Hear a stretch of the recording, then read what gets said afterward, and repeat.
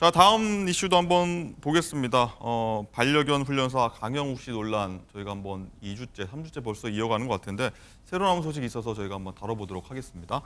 장가 기자, 일단은 강영욱 씨와 업체 직원들과 진실 공방이 계속 벌어지고 있는데 고소고발전으로 좀 이어지는 모양새예요. 그렇습니다. 과거 근무했던 직원들 입장에서는 강영욱 씨의 해명이 변명에 불과하다고 보고 있기 때문에 사실을 왜곡한 점, 또 법적으로 문제되는 점에 대해서 이 법적 대응을 검토하겠다는 계획입니다. 특히 논란을 빚은 게 이 사내 메신저 내용 6개월치를 강영욱 씨 아내가 봤다는 점이었는데요. 이 부분에 대해서 이 강영욱 씨 측 어떻게 얘기했을까요? 다시 들어보시죠. 남의 일기장 훔쳐보는 느낌이 들고 나가려고 했는데 저희 아들 이름이 있더라고요. 아들에 대한 막 조롱, 비아냥. 그거를 보고 제가 좀 눈이 뒤집혔던 것 같아요, 솔직히. 6개월치 대화를 밤을 새서 봤는데 어떤 특정 커뮤니티에서 사용하는 혐오 단어가 막 나오는데 이게 우리 회사에서도 이 업무 시간에 회사 메신저에서도 이런 일이 벌어난다는 거에 제가 너무 충격을 받았어요. 그 옆에 앉아있는 너무 성실한 남자 직원한테 막 뭐 냄새가 난다.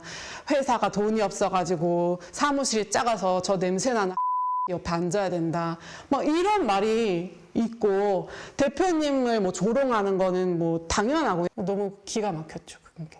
개인 간의 대화를 훔쳐본 건 잘못이지만 그분들의 그런 뭐 감정을 이해해줄 그런 여유가 없었던 것 같아요.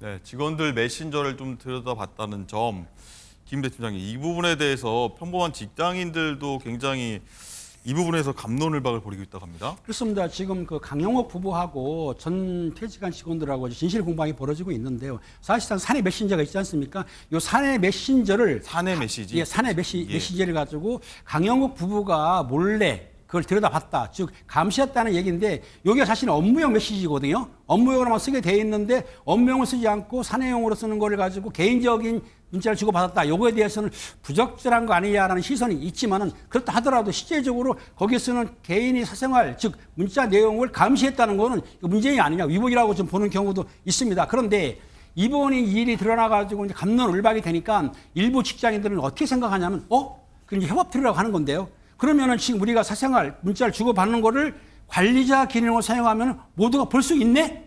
그러니까 못 볼 줄 알았다는 거 일반인들이 다. 예. 그럼 들어가 본다는 얘기예요. 그러면 거기에 대표를 욕한다든지 뭐 하면 금방 알겠죠. 네. 깜짝 놀랐다고 하는데 어찌됐든 간에 그 업무용 회사 그 메시지라고 하더라도 그거를 동의 없이 임의로 들여다보고 그런 거는 감시라고 볼 수 있지 않습니까? 예. 이 부분에 대해서는 아마 본인도 그랬어요. 그 강영욱 씨 부인이 뭐라 했냐면 훔쳐봤다.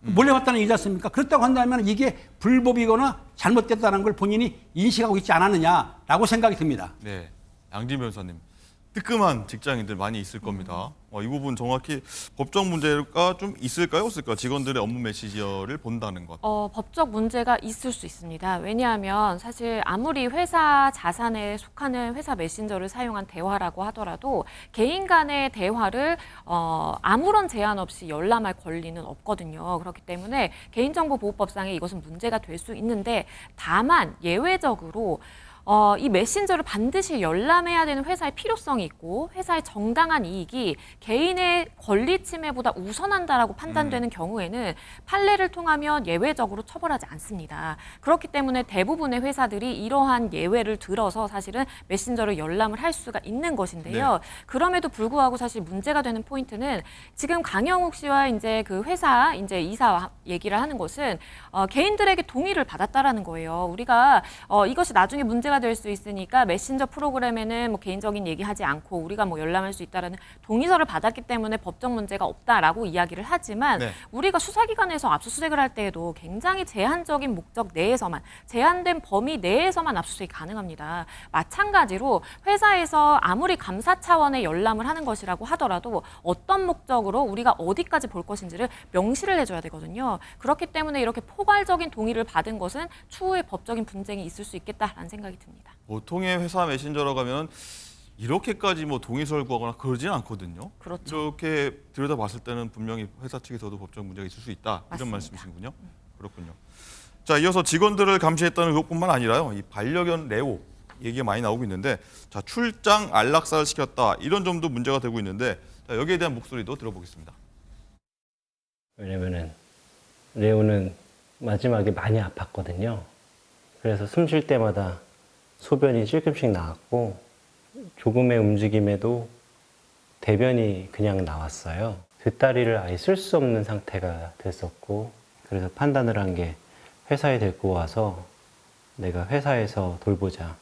그리고 회사에는 우리 직원분들이 계시니까 아마 직원분들은 잘 모르실 거예요. 저는 회사에 정말 자주 가고 저녁 늦게도 가고 아침 일찍 가서 있고 레오 돌봐주고 아침마다 물로 닦여주고 시간이 허락할 때마다 계속 만져주고 같이 있어주고 일어서지 못하니까 누워있는 상태에서 완전 소변이 짓누겨 있고 그러면서 수의사님하고 몇 개월에 걸쳐서 안락사를 논의했어요. 정말 안 되겠다 싶어서 날짜를 정하고 그래서 우리 회사에서 레오를 안락사 시켰죠. 네, 그래서 수의사 얘기가 나오는데 장가 기자, 이 수의사가 이 잘못된 내용이다라고 입장을 밝혔어요. 조금 전에. 강영욱 씨가 처음에 레오를 결국 안락사를 시킬 때요. 이를 수의사 A 씨가 행했는데 당시에 이 병원 내부가 아니라 강영욱 씨 회사에서 안락사가 이루어졌거든요. 그래서 김두현 동편동물병원 원장이 여기에 이 수의사법 위반 소지가 있다면서 강영욱 씨를 수의사법 위반 혐의로 고발할 것이다. 이런 기사가 나왔었습니다. 예. 그런데요. 기사가 좀 잘못 나온 게 강영욱 씨는 수의사가 아니기 때문에 수의사법 위반이 아니고 또 김두현 원장은 강영욱 씨 이 출장 안락사를 해준 그 수의사를 고발할 예정이었습니다. 이 김두현 원장이 이 레오를 안락사 해준 수의사를 왜 고발하려고 했는지 그 목소리 들어보시죠. 강영욱 씨를 뭐 수의사법 위반으로 고발하겠다 뭐 이렇게 그 보도를 했었어요. 근데 그 완벽한 오보고 문제의 핵심은 사실 이 수의사에게 있습니다.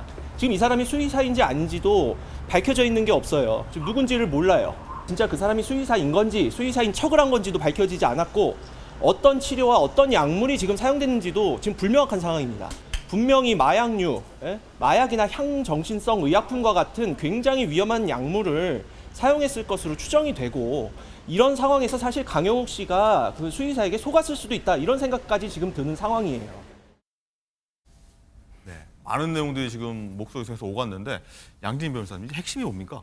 그러니까 지금 강영욱 씨가 이 본인의 이제 이야기를 할 때 그랬습니다. 레오가 마지막에 너무 힘들었기 때문에 일단 첫 번째 수의사님이 회사로 직접 와서 안락사를 진행을 했다. 네. 장시간 논의를 했고 직원들이 다 보는 앞에서 그 회사에서 이루어졌다라고 이야기를 했습니다. 그런데 이 부분에 대해서 지금 앞서 보신 이 수의사의 경우에는 수의사라면 사실은 수의사법에 대해서 인지를 하고 있어야 되고 수의사법에 따르면 병원 내에서 안락사가 진행이 되더라도 돼야 되는 것이고 안락사를 그러면 어떠한 약물을 사용해서 했는지는 모르겠지만 그것을 외부로 반출하면 법 위반인데 그렇다면 수의사는 법적으로 위반됐을 소지가 있겠다라는 것입니다. 그렇기 때문에 사실 수의사법이라는 것은 수의사에게 적용되는 것이고 강영욱 씨에게 적용되는 건 아니기 때문에 강영욱 씨를 본인이 이제 고발하는 것은 아니고 그 고발의 대상은 누군지 모르겠으나 강영욱 씨의 회사로 직접 가서 레오를 안락사 시켰다라고 추정이 되는 그 사람에 대해서 지금 내가 고발을 하는 것이다라는 취지입니다. 네,